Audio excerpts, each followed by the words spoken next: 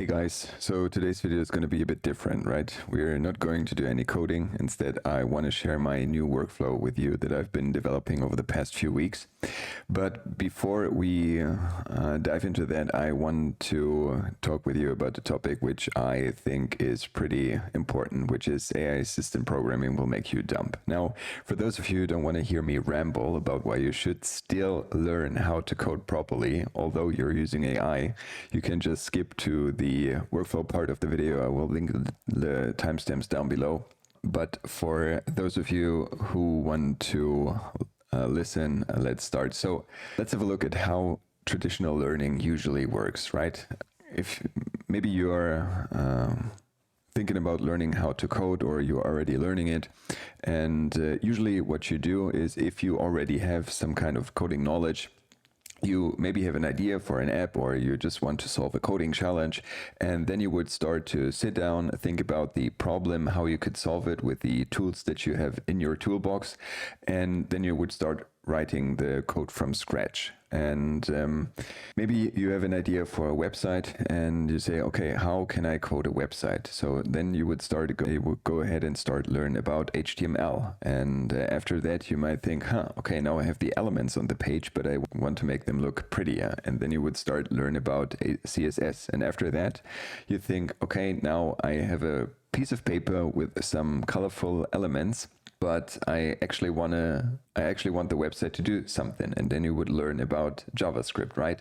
And if you have a look at this graph, this is essentially what the graph is representing. So you have the different points in time, and the y-axis just visualizes your knowledge, so to speak. So first of all, you start out, you don't really know anything about coding, and then you try to build stuff, and you encounter many problems. Your code isn't working, you get errors all the time. You are forced to Google, you are forced to read through 5-year-old Stack Overflow posts, and over time your knowledge gradually increases because you're gathering experience, and also you just learn the ins and outs of that specific language that you're learning, and really for coding overall, right? But what is happening if you are using AI? You really rob yourself of this learning experience, right? I mean, if you're one of the few people that actually use AI not just to produce code, but to have an actual conversation and let AI explain the code to you, you will also get this gradual increase of knowledge over time, but it probably isn't as big as it could have been if you would just have done everything from scratch, right? Because you will just work with the given code. You won't, first of all, you won't know what it's doing. And second of all, if it works, this would be the worst outcome, because you wouldn't have learned anything, because it just works, right? There's no need to actually immerse yourself in the topic, to understand what the code is actually doing, to ask the right questions. And you won't be able to really build this conceptual understanding of programming principles. Now, if we have a look what this will do to you is, so you enter a vicious cycle, right? You have that problem, maybe you have an idea for an app or whatever it is. You use AI to write the code for you. You copy the solution, you don't understand it, but then you run into a different problem because for some reason the code isn't doing what you want, and then you ask AI again. And at some point you really create this kind of dependency, right? Because you don't really have the ability to guide the AI in a specific direction, since you have no understanding of what is happening inside of your code. And the AI will probably give you different solutions for the same question that you ask, but you can't really double check if this is true or not. And if the code isn't doing what you want, you're really lost.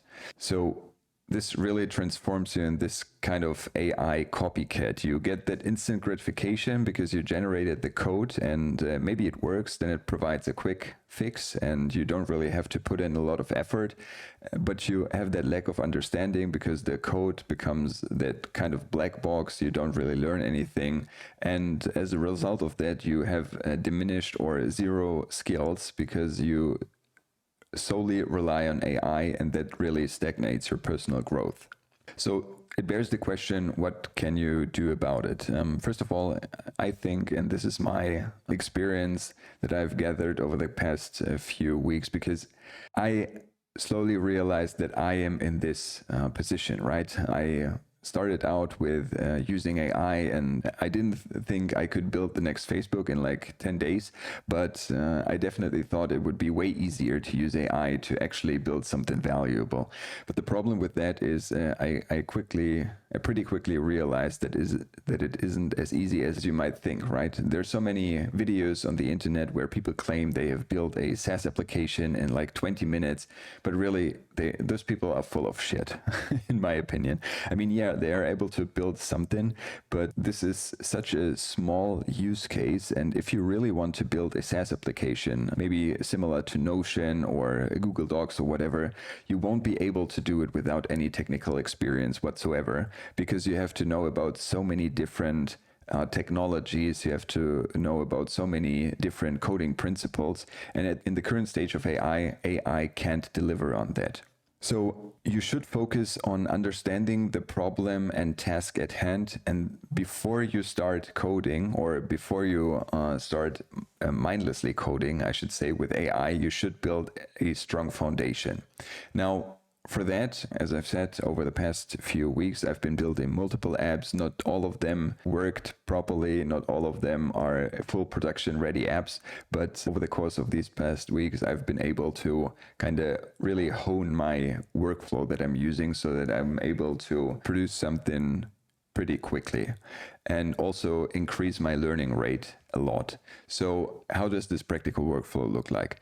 So first of all, I think you should divide it into 3 different phases: the requirements phase, learning phase, and implementation phase. In the requirements phase, you should use AI to create detailed specs of your application, break it down into features and into learning opportunities, create an implementation checklist. And in the learning phase, you can research the key concepts, use AI to explain unfamiliar terms, or create simple diagrams for complex concepts. Now, this doesn't mean that you should, I don't know, lock yourself into a room and for 14 days straight, you should just learn the theory of coding. That's not what I mean at all.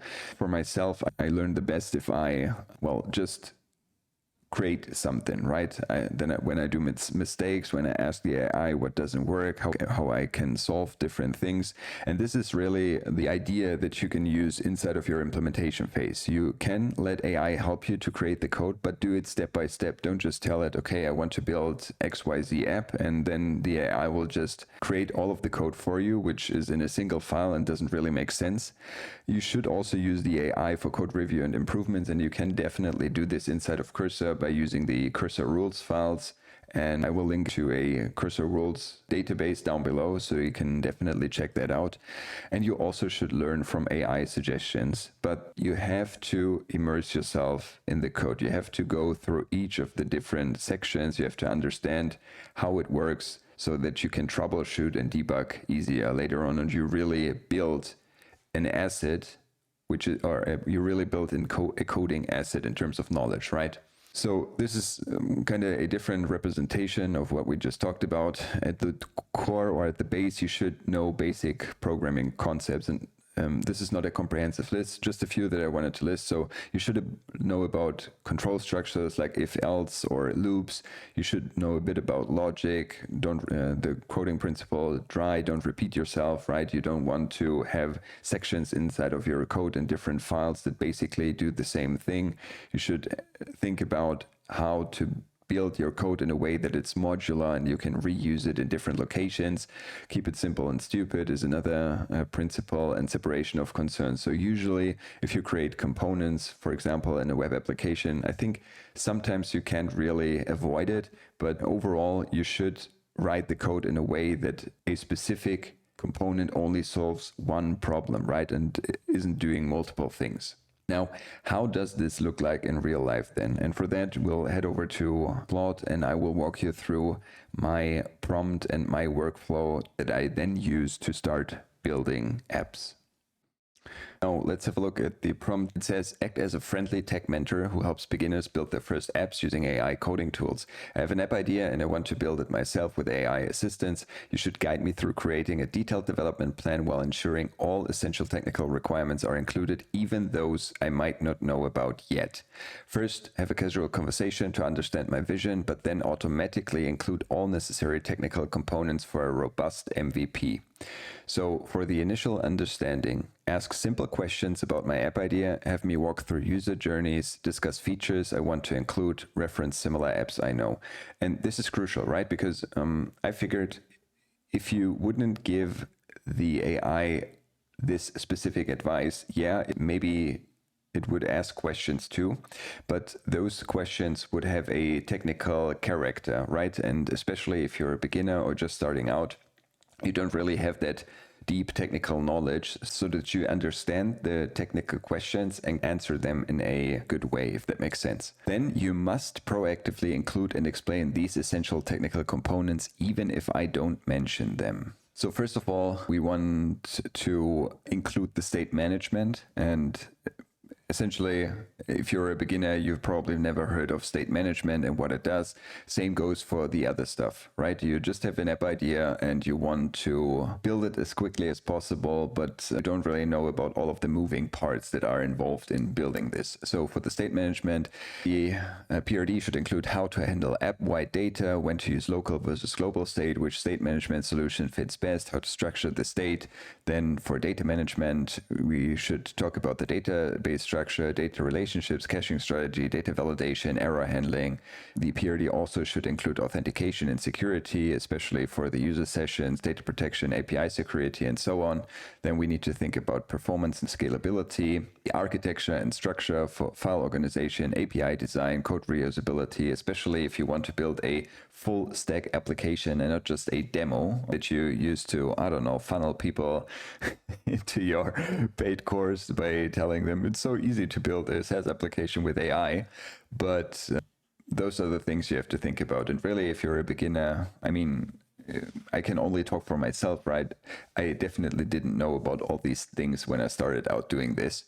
And for the technical component, the PRD or the response of the AI should explain why it's necessary, show real-world examples of problems it solves, provide implementation guidance, include code examples, suggest AI prompts for implementation. That doesn't necessarily mean that you have to use them, but you can get a feel of how you need to structure the prompts and what questions you need to ask in order to get what you want from the AI. And we also should add testing checkpoints. Now, the final PRD must include the following things: user-facing features, all technical requirements listed above, step-by-step implementation guide, code structure and examples, testing guidelines, scalability considerations, and common pitfalls. Please start by asking me about my idea, but remember to automatically include all these technical components in the final PRD, even if I don't mention them. After understanding my idea, explain which technical components will be crucial for my specific case and why. And what you need to do now is simply add your idea to the prompt. And please take into account the whole prompt is structured in the way that you don't really need to use any technical jargon or whatsoever. The AI will really ask you all the necessary questions to kind of get a picture of what you're trying to build. And then it will basically fill all of the missing parts, if that makes sense. So for that specific example, I think we could go with something like a YouTube title idea generator. So I will tell it, I want to build a web application that lets users search for a keyword, and then the web app will display all of the best YouTube videos for that keyword. And in the next step, I want the user to be able to pick a video and use AI to create another title based on that YouTube video. Because since this video title or this overall video went viral, we increased the likelihood of also going viral by using a similar title. So and this could maybe be an explanation of a non-technical person or of a beginner that wants to build an app, right? The they don't talk about databases. They don't talk about the different technologies that they want to use. They don't think about API integration or what libraries to use. They just have that idea, and they want to find a way how to build it quickly. So let's hit enter and let's look at the results. Now, as you can see, we get a few questions. So let me help you develop this AI-powered YouTube title optimization tool. First, let me ask a few questions to better understand your vision. For the YouTube video search, do you want to show just trending viral videos or all relevant videos with their performance metrics? And we can answer those questions on the fly. So yeah, I don't just want to display trending viral videos. I want to display all relevant videos with the key performance metrics like views, like count, engagement rate, maybe even the text associated with it, the video length, and other things you deem important for this type of app. So the next question is, when generating new titles with AI, would you like to just create variations of the original title, analyze multiple viral titles in the category to create new ones, include engagement metrics to explain why certain titles work well? Okay, yeah, so for generating new titles, I want the user to be able to pick a video title.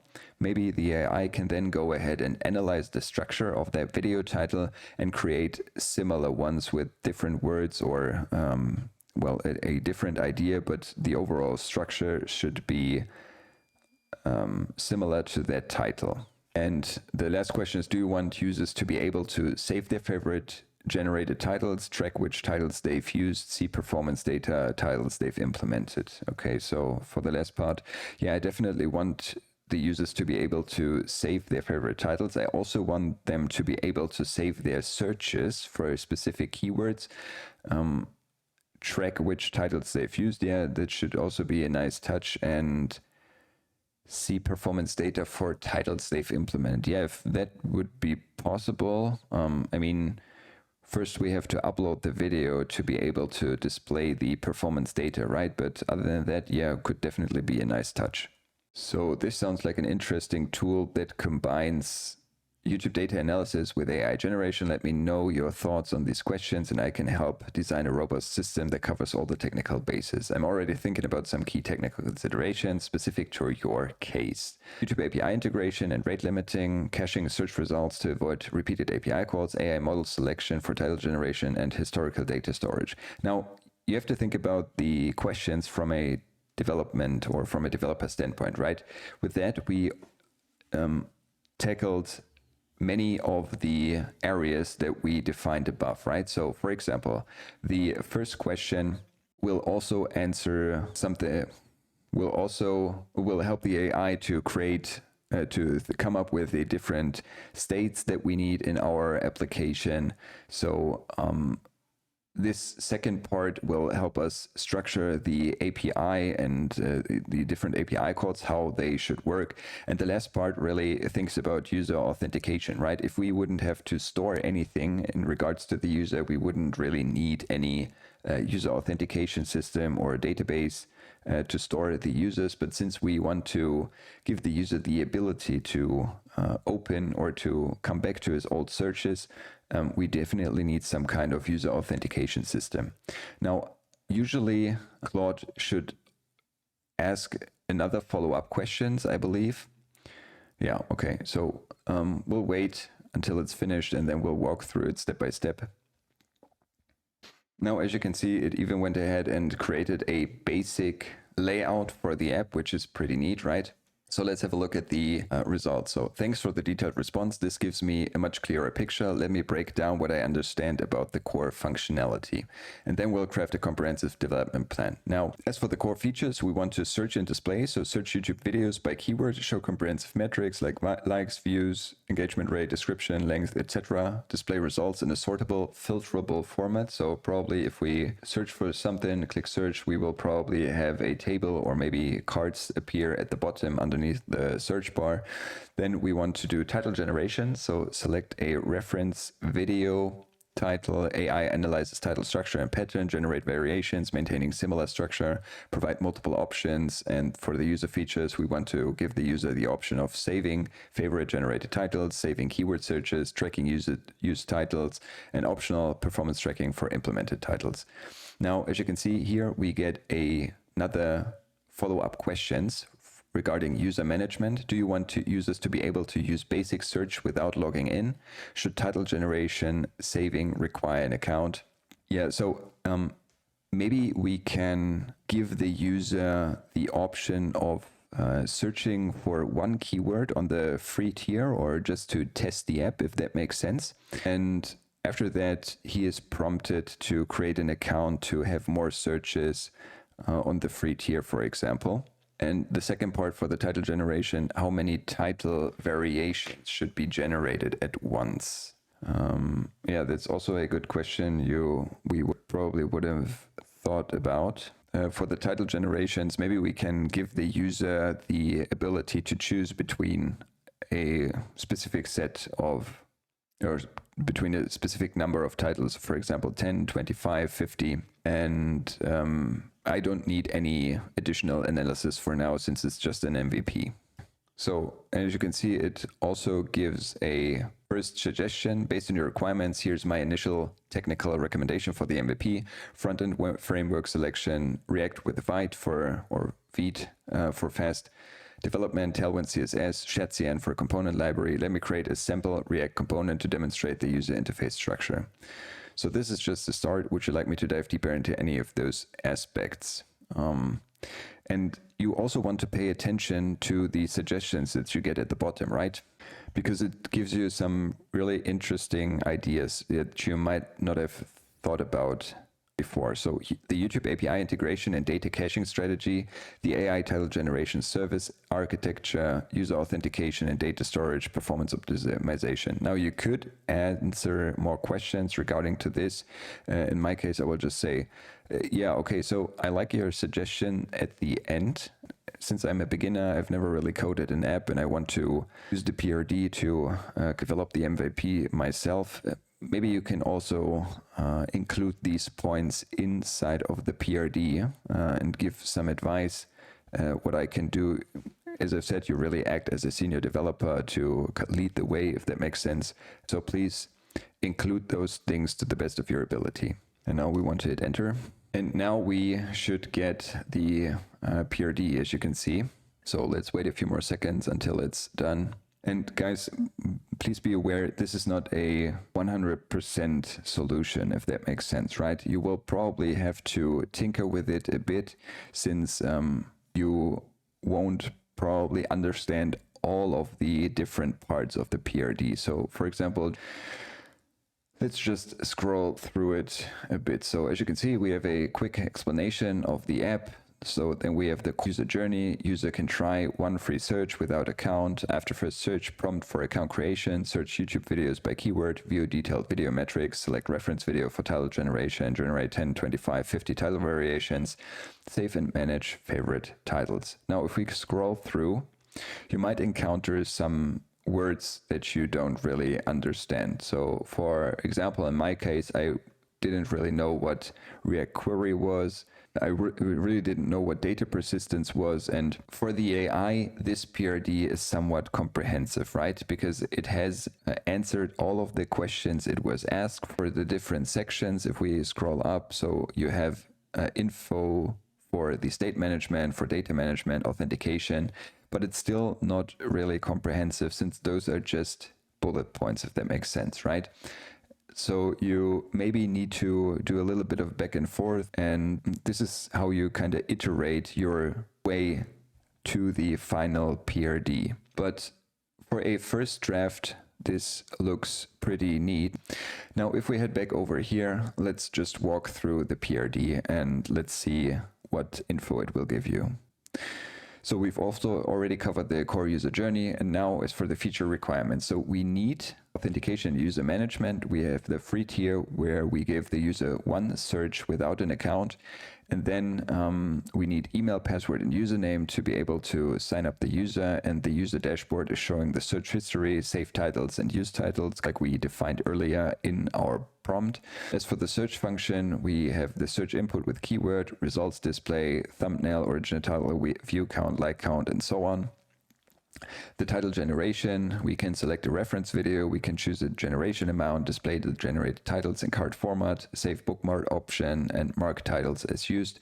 And now this is the interesting part, right? You get a complete project structure for the front end. You can see you have your core app folder, then you have your components for the authentication, search feature, for the titles, for the layout in general, and you have for different pages of the app and your services for the API call, the authentication and YouTube, and you also have your helper function, whatever that means. Now, obviously, this is not the final project structure, right? Because throughout the development process, you will, as I've said, encounter problems, maybe some things don't work. And if you copy paste it into Cursor, you can give it to Cursor as a guideline, but your final project structure might look a bit different, as I've said. But definitely it's a good reference point for the AI to help you get things up and running quickly. Now you even get the database schema. So for example, we need the users, we need a users table, we need a table for the searches to store them, we need a table for the saved titles. Now here's the implementation guide for beginners. First of all, it gives you all of the commands that you need to run inside of the terminal. So for example, we need to create a new Vite app, call it YouTube title generator, go into the folder, install all of the core dependencies. So these are the dependencies that we need. We also need to install the UI components. And as for the development approach, you can see that you get a complete project roadmap, so to speak, what you need to do first and what comes last. So in our case, we need to do the basic setup, set up the project structure, install the dependencies and so on. The first thing you always do, or in most cases, I guess, is implement the authentication. Then you tackle the YouTube integration, then the title generation, which is the AI feature, right? And here are some more development tips. We need to break down the features into small components, ask for specific component implementations and so on. And the last part is really testing checkpoints. We want to test if the search functionality works, the results display correctly, and so on. And at the end, it even gives you some common pitfalls to avoid, for example, not handling API rate limits, forgetting loading states, and so on. Now, one thing that is missing, for example, we're installing React Query, and React Query really is for server state management. But we don't really talk about this inside of the development approach, right? It is somewhere hidden inside of the YouTube integration where it says set up the YouTube API. So this would also be the part where you use query to set it up. But I'm not really satisfied with the result because as a beginner, you don't really know that you have to do this, right?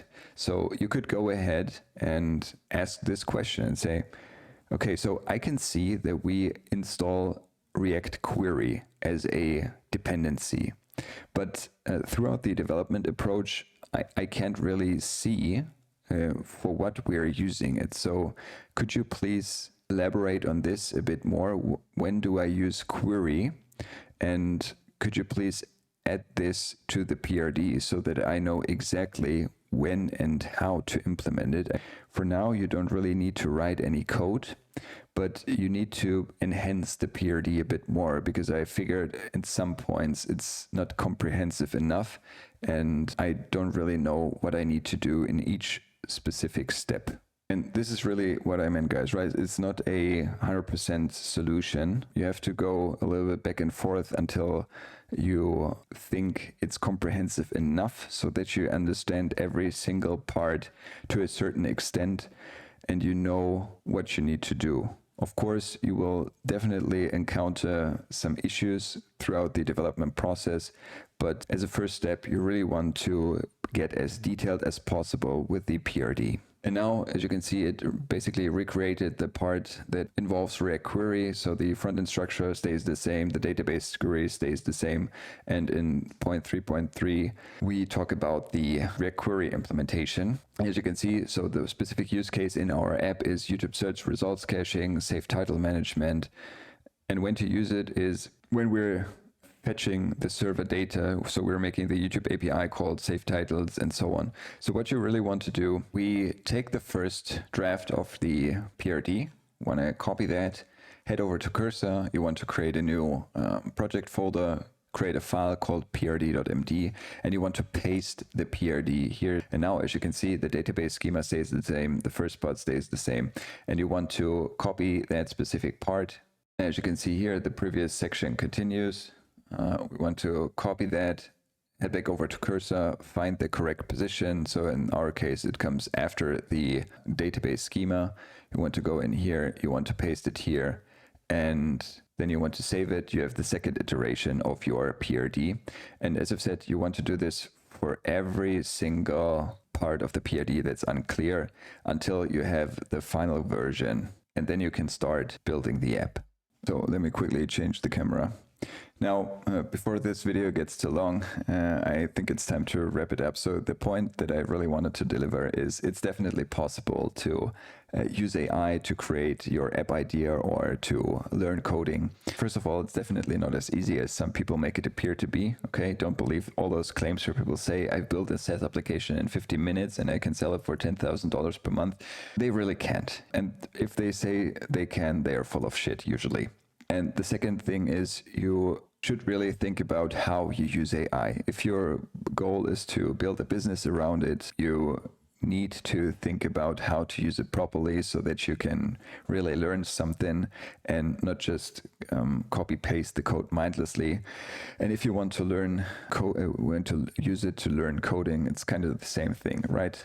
You want to think about each and every single step that is necessary to create the application, and you need to think about a way that makes sense. And you need to know about how you can use AI in a way that makes sense so that you can actually enhance your learning, or that you can actually improve your learning speed and your learning rate, and that you actually get something out of it and not just solely rely on AI and create this kind of weird dependency. So I really hope this video gave you a few new ideas and helped you by improving your own AI coding workflow.